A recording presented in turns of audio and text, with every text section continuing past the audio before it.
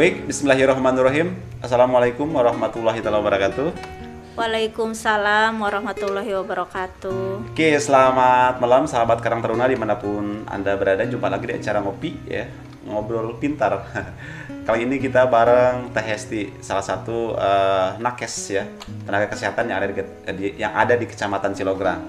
Terkait nanti apa yang kita obrolin nanti kita akan bahas berdua. Tapi sebelumnya seperti biasa, saya tidak akan bosan-bosan untuk ingatin sahabat Karang Taruna semua, bantu yuk channel ini biar berkembang ya. Biar kita semangat update beritanya ya terkait pariwisata, kesehatan, pendidikan dan lain sebagainya. Biar nanti sahabat Karang Taruna semua menjadi makin luas wawasannya ya, efek dari hadirnya channel Karang Taruna Pasir Bungur ini. Itu ya harapannya. Dan dengan cara tentunya di subscribe channel ini, like, share, dan komen. Jika sekiranya sahabat semua punya ide-ide misalkan yang belum kita terpikirkan, tapi sahabat semua punya ide, nanti boleh silahkan komen di bawah video ini, dan nanti kita akan tentunya akan bikin konten terkait tentang apa yang sahabat Karang Taruna sarankan itu ya. Oke, itu saja pembuka dari kita, dan kita lanjut saja sekarang ke acara ngopi malam ini, ngobrol pintar bareng Teh Hesti. Selamat malam Teh. Selamat malam Pak Andi. Iya. Sahabat Karang Taruna, Teh Hesti ini mempunyai nama lengkap, yaitu Hesti Pratiwi STR Kep ya, Sarjana Terapan Kebidanan. Kep ya, kebidanan ya. Dan kalau boleh tahu Teh Hesti untuk di Cilograng ini tenaga nakes di desa mana Teh? Kalau untuk sekarang itu pegang desa Cikamunding. Cikamunding ya. Awalnya kan dipindah-pindah gitu ya. Pernah pegang Girimukti, Girimukti, ya, saya tahu itu. terus ya. Pasir Bungur, Cilograng, Gunung Batu, dan sekarang dilempar ke Cikamunding. Enggak di Pasir Bungur? Pernah waktu di Pasir Bungur itu dari 2011 sampai 2013 kalau nggak salah. Kalau kayak gitu itu kita yang ngajuin apa kita diunjuk? Enggak, tergantung kepala puskesmas. Oh gitu. Misalnya desa tersebut capaiannya ya, capaian kesehatannya kurang bagus, nanti dimasukin bidan siapa gitu yang gitu. pernah berprestasi gitu. Oh gitu ya. Gitu. Jadi kalau misalkan sahabat Karang Taruna desanya ingin bidan tertentu, berarti dibikin parah aja tuh kesehatannya. Nanti gitu biar juga, enggak juga ya. Nanti diutus bidan yang terbaik gitu ya, enggak juga ya. Dan obrolan kita kali ini terkait saya dapat informasi dari tim lapangan tuh ya, bahwa Teh Hesti ini punya ide gitu ya untuk bikin sesuatunya apa nanti biar saya tidak salah, saya akan tanya langsung saja ke Teh Hesti. Teh Hesti, terkait obrolan kita malam ini ya, sebenarnya Teh Hesti punya ide apa sih? Sebetulnya ide ini udah lama sebetulnya ya.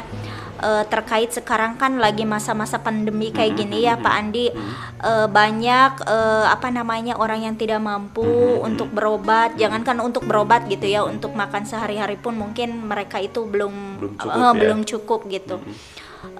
Saya punya punya gagasan gitu, punya gagasan dari hati saya sendiri gitu. Pengen gitu punya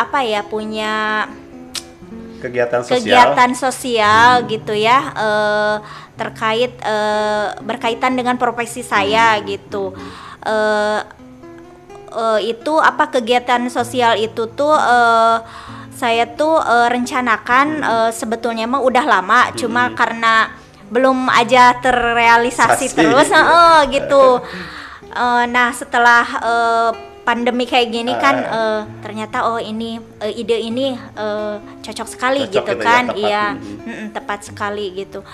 Punya ide gitu, usia 10 tahun ke bawah gitu ya, kalau ada yang mau berobat gitu digratisin yang datang ke rumah gitu ya, ke rumah Teh Hesti ya, ke tempat praktek saya gitu ya, usianya 10 tahun ke bawah, anak yatim piatu gitu ya. Syaratnya Andi. itu ya, iya, 10 tahun ke bawah dan yatim piatu gitu, tapi pengobatan berobat jalan aja gitu ya. pelayanan KIA gitu, sekitaran panas batuk pilek gitu ya. Iya. Itu aja sih, sekitaran itu aja. Untuk yang nonton ini nanti khusus warga Pasir Bungur atau bebas orang mana saja teh? Cilograng aja. Cilograng aja Iya, ya. Cilograng. Kecamatan Cilograng Iya, semuanya Kecamatan ya. Cilograng Iya, aja. itu ya buat Bapak Ibu yang nonton video ini dan punya tetangga, saudara atau mungkin teh ya yang Iya. yatim di bawah usia 10 ke bawah. Syaratnya bawa KTP aja. KTP Iya. orang tua atau KTP kalau misalnya ada punya saudara, dia punya KTP saudaranya, mungkin boleh, kalau ya. anak yatim piatu gitu ya.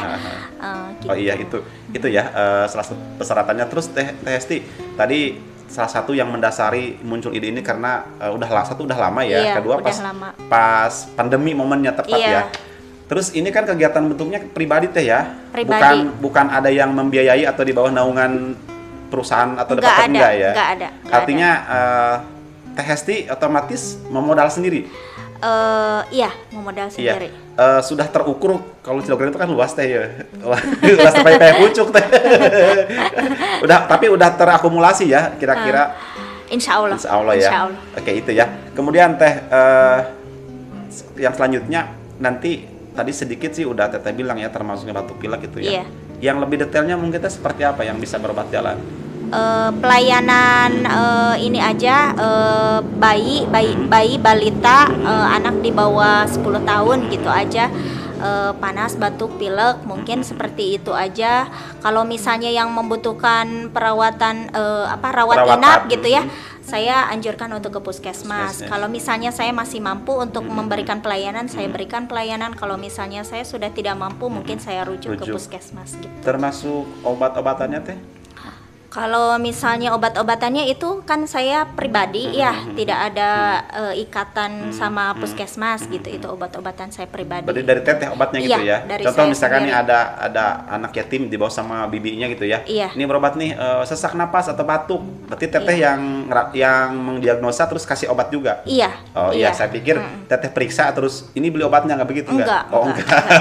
Iya. Saya Iya. pikir cuman pemeriksaan aja, tapi Iya. sama pengobatannya ya. Iya. Oke, terus Teh khusus anak-anak saja atau mungkin apa ini? Anak-anak aja Pak. Anak-anak aja ya? Iya, soalnya kan kalau misalnya udah ke dewasa gitu, itu bukan ranah saya. Ada dokter di situ Oh, ya. gitu ya. Kalau misalnya pelayanan bayi, balita, anak itu ranah bidan, Ranah bidan gitu ya. ya. Oh, iya. Kalau misalnya udah ke arah itu kan dokter gitu. Artinya Jadi biar tidak berbenturan dengan Iya. aturan gitu ya, Iya, Teh. iya, Oke, iya. siap.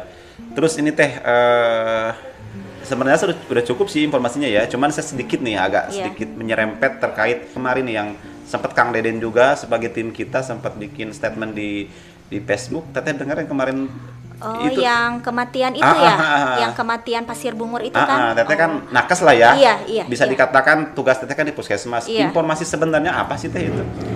Sebetulnya menurut info dari teman, kebetulan waktu itu saya kan tidak piket gitu ya, jadi teman saya yang piket. Dia itu melahirkannya di rumah. Ketika melahirkan di rumah, terus nggak tahu parajinya ketika bayi lahir dia langsung pulang atau gimana, tidak terkontrol ya masa masa observasinya. Biasanya kan kalau di melahirkan di tenaga kesehatan itu, di fasilitas kesehatan itu, ketika bayi keluar itu nggak nggak ditinggalin gitu Pak Andi ya, diobservasi selama 24 jam gitu iya. ya. Karena mungkin dia itu melahirkannya di nonakes Paraji gitu. Jadi ketika bayi udah lahir dia tuh pergi, mungkin ya parajinya ya terjadi pendarahan. Nah, sesampai datang ke puskesmas itu kondisi si ibunya itu udah shock. Dalam artian kondisi tensi yang seperti itu udah melemah gitu. Ketika diinfus kita 2 jalur gitu ya. Kondisinya itu udah buruk gitu ya. Tensinya juga waktu itu 40 per 20 gitu ya. Ini paparan dari teman saya ya yang sesama nakes. Gitu Pak. Sebetulnya di Cilograng itu saya tuh ini untuk berbagi aja ya, untuk sharing aja gitu kan. kalau dari segi apa namanya, segi perekonomian udah berkembang pesat ya Pak Andi ya. Saya melihat gitu perkembangan kecamatan Cilograng dengan kecamatan yang lain itu pesat sekali pertumbuhannya. Tapi untuk di kesehatan itu pola pikirnya belum nyampe ya. gitu ya. Punten-punten aja ya Pak Iya, Andi nggak ya. apa-apa, Teh. Sebagian Realitinya kan seperti itu. contoh dari hal terkecil gitu ya. Sekarang itu kan lagi musim apa namanya, vaksin ya. Sebetulnya kalau tenaga kesehatan itu nakes itu sebetulnya bukan apa namanya, pelopor nomor satu untuk terjun ke itu. Nakes itu sebetulnya cuma pelaksana ya. Adapun kalau misalnya apa namanya, tidak tercapai derajat kesehatan di suatu kecamatan atau desa itu, sebetulnya bukan kita aja yang berjuang gitu ya. Harus apa namanya, harus kolaborasi antara lintas sektoral gitu. Terutama kalau misalnya desa itu kan jaroknya yang harus menggembor-gemborkan. Berarti harus ada koordinasi antara pihak kesehatan, nakes sama pemerintahan desa. Nah, gitu. Sementara yang saya rasakan selama 12 tahun menjabat bidan di Cilograng gitu ya. Berjuang sendiri gitu ya. Jadi apa namanya, ketika kita terjun ke lapangan, saya kan bidan desa ya, Pak Andi ya. Bidan desa itu kan banyak kerjaannya ya, posyandu gitu. Nah, posyandu itu kayaknya ini tuh apa namanya, kegiatan bidan, bukan masyarakat yang membutuhkan gitu ya. Saya sampai menggembor-gemborkan gitu kan. Harusnya kan itu kebutuhan bidan, kebutuhan masyarakat, bukan kebutuhan bidan. Harusnya kan didukung gitu ya sepenuhnya. Itu sih sebetulnya kalau saya ngelihat di Kecamatan Cilograng ini kesehatannya. Jadi kalau belum ini. mau posyandu bidan kudu ngawak-wak gitu Teh. Iya. Apalagi persalinan ngelihat dari kasus ini ya Pak Andi ya, persalinan ini bukan hal sedikit. Per bulan itu yang lahiran di Paraji itu untuk Cilograng itu bisa nyampe 4 sampai 5 per bulan ya. Kalau dikalikan per tahun udah berapa gitu. Terus Teh, sebenarnya kan masyarakat kurang informasi ya. Ketika kurang informasi artinya butuh edukasi.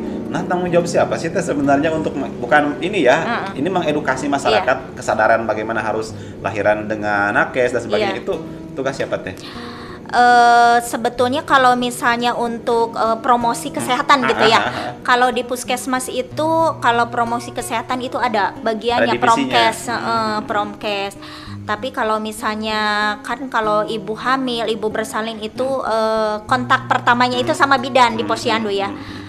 Ya kita selalu memberikan edukasi setiap kita ibu hamil yang mau apa namanya, yang mau periksa hamil setiap bulan gitu ya Pak Andi, kita selalu kasih edukasi, kasih tahu melahirkan di apa namanya, di fasilitas kesehatan. Apalagi sekarang kan ada lagi nih jam persal. Kemarin udah nggak ada ya jam persal. Ada lagi sekarang sekarang udah ada.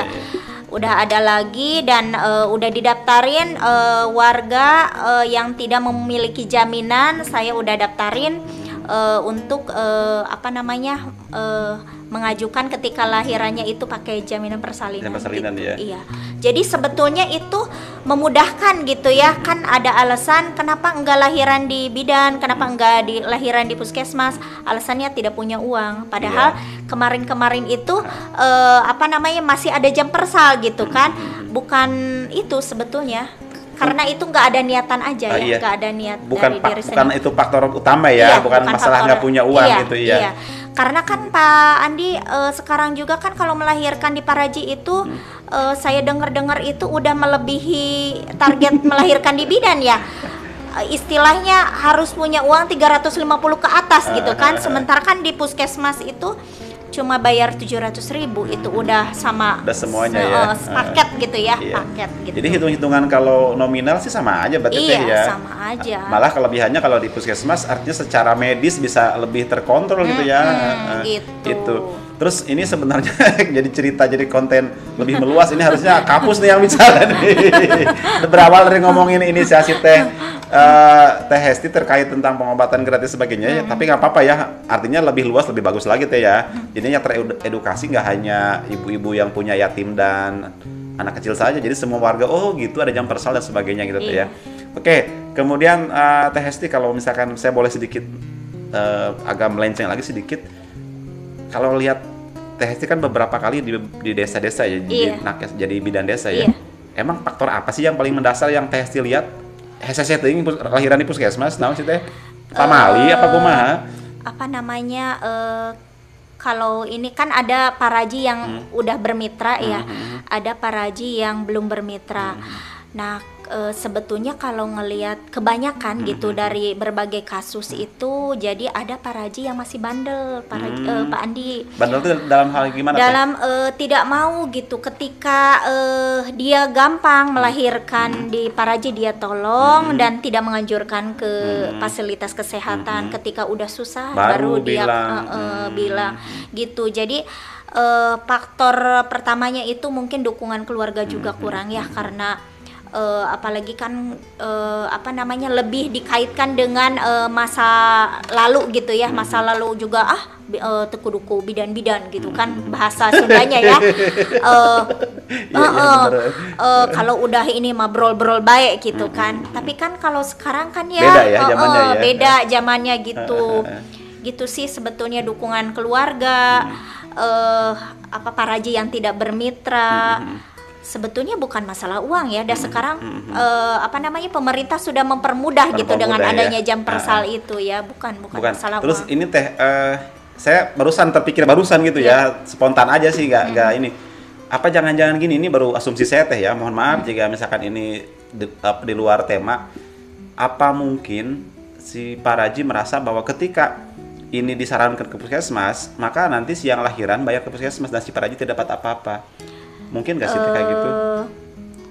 Aduh, ini gimana ya? Nanti dihapus Teh, tenang banget, tenang kalau misalkan ditonton. Udah ulah yuk. Jadi gini, kita tuh sebagai nakes udah ada jatahnya untuk paraji itu setiap ada, Teh? iya, jadi setiap paraji bawa yang mau melahirkan ke puskesmas itu ada fee-nya istilahnya. Itu tahu gitu. nggak paraji Teh? Tahu. Iya. Setiap paraji bawa yang lain, atuh benghar kene paraji istilahnya ya Pak Andi. Saya mah tidak dapat apa-apa ya, mungkin karena saya mah pegawai aja ya gitu. Kalau paraji itu sampai segitunya gitu ya, kita untuk apa namanya, untuk untuk meningkatkan apa namanya, perekonomian inilah gitulah, membantu untuk apa namanya, untuk meningkatkan nakes persalinan nakes gitu ya, sampai segitunya berpikir seluas itu gitu. Itu dari pemerintah Teh? Dari puskesmas. Jadi ya. setiap yang apa namanya, setiap yang bayar umum gitu ya, kita sisihkan untuk paraji per orang itu 50.000. Oh, yang nganter gitu ya? Iya. Terus ini Teh lagi nih, ada ini nggak sih Teh, kalau misalkan nih contoh pihak puskesmas ya mengadakan semacam pelatihan atau bimbingan buat paraji gitu, ada nggak? Sebetulnya sering ya, pokoknya dalam 1 tahun itu ada kemitraan, ada programnya gitu ya, kemitraan dengan paraji itu 3 kali lah per tahun itu. Cuma kadang kalau yang parajinya bandel itu nggak datang, udah disuratin, udah dititipin omongan gitu. Biasa di mana tepatnya, di puskesmas? Di puskesmas, Iya. Ada berapa ratus orang sih tadi di Cilogerang yang berprofesi sebagai inung berang atau paraji? Ada datanya? Ada datanya. Di pengelola program KIA iya, harus kebidanan anak itu. Oh ya. Gitu, Bu Ana ya. Iya, sepertinya perlu sih ya Teh kayak gitu, dan ternyata alhamdulillah pihak puskesmas sudah menyelenggarakan kegiatan itu ya. Artinya si paraji biar tidak pakai ilmu tradisional saja dalam merawat bayi kan. Jadi mungkin paraji udah ada yang pakai sarung tangan gitu, udah pernah kayak gitu Teh, edukasi kayak gitu? Enggak mesti. Kalau untuk paraji sebetulnya kita tidak menyarankan untuk seperti itu, karena itu kan ilmu turun-turunan ya Pak Andi. Kan kalau kita itu sekolah gitu ya, takutnya tuh karena dia saking pinternya dia itu ini terlalu berani nantinya ya. Kalau kita tahu kan kita juga takut gitu ya. Kalau karena mereka itu nggak tahu ilmunya seperti apa, jadi berani gitu. Jadi banyak contoh sih ya paraji yang berani sampai lebih lihai dari bidan, tapi kan dia tidak mementingkan keterpurukan yang akan terjadi ke depannya, dampaknya gitu kan. Nah, ketika dampaknya seperti itu baru dia kelapakan bawa ke puskesmas gitu kan. Nah, kita sebagai pelayan di puskesmas itu jangankan mau kita tolong gitu ya dengan kondisi seperti itu. Yang ada juga kita mau langsung bawa lagi gitu ke rumah sakit gitu ya, yang lebih tingkatan yang lebih tinggi gitu, karena kita juga kan takut gitu ya kalau menangani yang seperti itu. Iya, itu ya sahabat Karang Taruna, informasi dari Teh Hesti yang sangat panjang lebar, terutama terkait persalinan. Jadi kalau sekarang faktor utama misalkan yang menjadi dasar pemikiran ibu-ibu semua untuk malas lahiran ke puskesmas karena keuangan, ada persal jaminan. Tapi punten Pak Andi, sekarang itu jam persal itu harus didaftarkan dulu sama bidan desanya. Itu kapan terdaftar? Kemarin udah semuanya, udah didaftarin tiap desa, udah didaftarin yang tidak memiliki jaminan siapa aja gitu ya. Kalau kemarin tahun 2021 ya, sekarang kan awal 2021 ke belakang itu semuanya bisa pakai jaminan persalinan kecuali yang tidak memiliki kecuali yang memiliki BPJS yang memiliki jaminan. Untuk program yang sekarang itu didaftar dulu gitu. Kira-kira yang tidak mampu tuh siapa gitu. Mungkin kan bidan desanya tahu ya. Karena kan ada kader gitu ya, bertanya ke kader, ini nggak mampu, nggak punya jaminan, baru dimasukin itu gitu. Yang daftarnya yang baru nikah apa ya? Kalau udah hamil kapan maksudnya teh? Contoh saya udah hamil. Bapak sudah hamil, baru laporan ke bidan desa didaftarin. Gitu. Dikira semua orang yang perempuan boleh daftar, yang hamil aja gitu ya. Wah ini hamil nih, berarti kan butuh persalinan. Iya, nggak memiliki BPJS berarti tidak mampu, berarti bisa didaftarin untuk itu untuk jam persal itu untuk perawatan di puskesmas apa sampai ke rumah sakit? Kalau ke rumah sakit tapi wilayah Banten. Kalau wilayah sana mah Pelabuhan Ratu mah nggak bisa, Pak Andi. Itu masalahnya. Ya kalau kita kan kemarin banyak yang terbentur masalah wilayah ya teh ya ke. Tapi ada beberapa temen yang bisa pakai jam persal di Jawa Barat ya, benar seperti itu? Kalau itu tergantung kebijakan tiap provinsi mungkin ya. Gitu ya. Orang Cilograng itu di Pelabuhan Ratu lahiran. Nggak bisa. Kalau jam persal mah, kalau BPJS mah iya. Oh BPJS iya. Ya mudah-mudahan jam kesmas istilahnya gitu ya, BPJS teh. Teh ini lanjut kita ya. Ini terkait kita kalau misalkan mau berobat, mau bersalin ke rumah sakit puskesmas kan, misalkan pihak puskesmas itu akhirnya pihak puskesmas merujuk gitu ya. Nih prosedur itu teh kan kita tidak banyak yang tahu ya teh. Kita taunya aing meribet ya misalkan nugeringnya atau lahiran paru kaburu kubah ona. Memang prosedurnya seperti apa sih teh? Kalau sekarang itu persalinan sama ya UGD juga perawatan ya. Sekarang itu ada sistem penghubung gitu antara puskesmas sama rumah sakit ya. Jadi untuk menghubungkan puskesmas dengan rumah sakit itu ada namanya si jari emas. Si jari emas itu di luar dari rumah sakit. Jadi menghubungkan antara puskesmas dengan rumah sakit. Jadi kalau belum ada keputusan dari si jari emas dari pihak rumah sakit, nanti si rumah sakit menghubungi si jari emas, boleh diterima gitu pasien ini. Baru dari si jari emas menghubungkan lagi ke puskesmas gitu. Jadi sekarang itu ada ininya, prosedurnya gitu Pak Andi, nggak bisa kayak dulu. Misalnya ada yang pendarahan, siap berangkat gitu, langsung gitu ya ke rumah sakit. Sekarang itu nggak bisa kayak gitu. Nah teh si jari emas teh semacam customer service atau pihak ketiga atau apa sih? Bukan tenaga kesehatan kayaknya ya, itu mah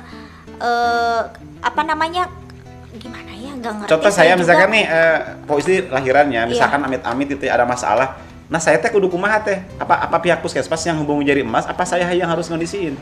Dari puskesmas, bidan dari puskesmas menghubungi jari emas dengan riwayat misalnya tensi sekian-sekian, pembukaan sekian gitu ya. Tidak bisa melahirkan di puskesmas karena misalnya teh posisinya sungsang gitu ya, bukan kepala gitu ya. Misalnya nanti baik saya hubungkan dengan rumah sakit, dengan dokter di rumah sakit. Nanti kalau udah ada keputusan si jari emas itu ngehubungin ke pihak puskesmas lagi gitu. Itu lama teh prosesnya? Lama, bisa nyampe 1,5 jam lah kadang. Nah, yang bikin pusingnya itu ketika si jari emasnya itu susah ngebalesnya gitu ya. Kondisi pasien udah lemah, darurat. Si jari emasnya gimana? Saya misalnya chat lagi gitu. Gimana ini? Bisa nggak diterima di rumah sakit? Kadang nggak dibales, kadang nggak dilihat, dibaca aja gitu. Jadi sebetulnya itu yang bikin mempersulit agak lambat gitu Pak Andi. Mungkin ini juga mudah-mudahan nih video ini bisa nyampe ke dinas terkait atau pihak terkait jari emas itu ya. Iya. Kalau saya lihat kayak slow respon itu mungkin faktor SDM sih teh ya, kayaknya mungkin si admin jari emasnya mungkin kurang banyak atau teh bayangkan misalkannya ngechat terang-terang kan, balas hiji-hiji hubungi pasti nggak bisa cepet kan. Iya. Nggak tahu nih kalau misalkan sistemnya udah auto respon kayak pakai bot gitu, nggak tahu tanya. Yang jelas mungkin hari ini masih belum baru itu teh. Udah lama sih, dari tahun berapa ya? Udah lama sih, udah 5 tahun. 5 tahunan ya. 5 tahunan, cuma gitu jadi susah gitu, semakin susah ketika ada jari emas itu semakin susah untuk merujuk. Kalau gitu. dulu Mas sebelum ada itu atau misalnya pasien gawat darurat atau tinggal berangkat aja error gitu. begitunya. Iya, atau kan sekarang mah nggak bisa, malahan bidannya yang dimarahin kalau atau kasihan nakesnya ya. Iya. Itu kumaha sih misalkan itu yang ngeski atau nu lagi darurat kan. Aduh, gitu, kasihan juga ya. Pokoknya mah Jadi gitu ya sahabat Kadang Untung, berat sekali. Itu untuk rujukan mah biar masuk ke tadi. Untuk rujukan itu berarti untuk yang pakai BPJS ya. Kalau umum bisa langsung dibawa berarti. Kalau umum juga harus pakai si jari emas sekarang. Tidak bisa langsung, kecuali yang dari rumahnya langsung ke sana. Pakai mobil pribadi misalkan pakai mobil pribadi tanpa ada puskesmas, tanpa ada keterkaitan dengan puskesmas. Misalnya gini, nggak mau udah kontak langsung dengan rumah sakit gitu, periksa hamilnya juga ke rumah sakit karena ada lain-lainnya gitu ya. Langsung ke sana. Pasti diterima, soalnya dia tuh udah ada catatan catatan dari awalnya gitu ya, bahwa dia tuh misalnya karena lahiran dengan posisi letak sungsang gitu, jadi direkomendasikan sama dokternya langsung aja langsung gitu. ke rumah sakit itu ya. Gitu. Kalau nggak ada kayak gitu susah. Iya, kalau misalkan pemeriksaannya selama hamil misalkan tidak terdeteksi teh ya ada masalah, maka si yang hamil kan lahiran di puskesmas nih, ternyata pas diperiksa ada masalah, baru pakai prosedur yang tadi itu ya. Itu ya. Si jari emas itu ya sahabat Karang Taruna, informasi terbaru nih, saya juga baru dengar teh soal itu ya. Ini buat ibu-ibu muda atau ayah-ayah muda yang sekarang lagi menunggu lahiran putra-putrinya, itu prosesnya gitu ya. Kalau misalkan mau di puskesmas, kalau misalkan ada masalah ada lewat pihak ketiga jari emas, tapi kalau misalkan mau langsung dan sudah punya komunikasi langsung dengan pihak rumah sakit, ya langsung aja gitu, terserah sih itu mah ya, mana yang lebih baik. Oke teh, saya akan coba bikin contoh kasus menurut asumsi saya ya, misalkan nih ada seorang ayah muda punya istri hamil, terus dia udah tahu nih misalkan ada masalah dengan kandungannya nih. Kira-kira kalau saya ke puskesmas kan khawatir ada itu ya, ada harus ada jari emas itu ribet. Kira-kira solusi buat saya seperti apa teh kira-kira? Masukan dari nakes lah untuk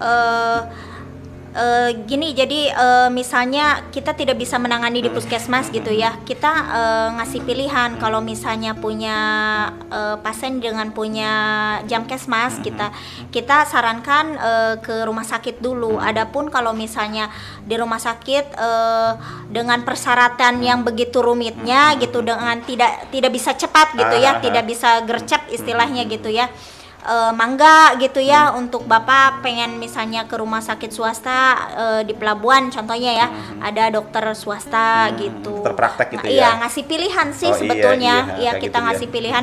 Kalau ke rumah sakit seperti ini, kalau ke swasta ke dokter swasta gitu seperti ini. Iya, gitu. Iya, karena saya pribadi kalau misalkan ya ada masalah seperti itu pasti pengen cepat ditangani kan teh. Iya. Dan kalau saya lihat penjelasan teteh pasti opsi yang tercepat. Keselamatan nyawa loh itu salahnya itu ya. Teh ini anggap saja closing statement ya dari teteh sebagai nakes dan sebagai inisiator ide tadi ya untuk pengobatan gratis bagi anak yatim usia 10 ke bawah. Teteh boleh ngadap ke kamera, silakan berikan himbauan atau ajakan terkait program ini seperti apa teh? Untuk untuk warga Kecamatan Cilograng, yang memiliki bayi balita usia 10 tahun ke bawah yang tidak memiliki dana untuk berobat, silakan datang ke pelayanan kesehatan Bidan Hesti di Cijambe ya, Desa Pasir Bungur, gratis gitu untuk pelayanan pengobatan rawat jalan gitu ya. Kalaupun rawat inapnya nanti kita kita periksa lagi mungkin ya Pak Andi, kalau misalnya saya tidak mampu nanti saya iniin lagi rujuk ke fasilitas yang lebih tinggi gitu, ke puskesmas misalnya gitu ya. Gitu. Cukup itu aja Teh? Itu aja. Oke, baik sahabat Karang Taruna, itu ya tadi obrolan saya dengan Teh Hesti terkait tentang dunia kesehatan ya, khususnya sih terkait tentang kegiatan Teh Hesti atau ide Teh Hesti untuk buka pengobatan gratis.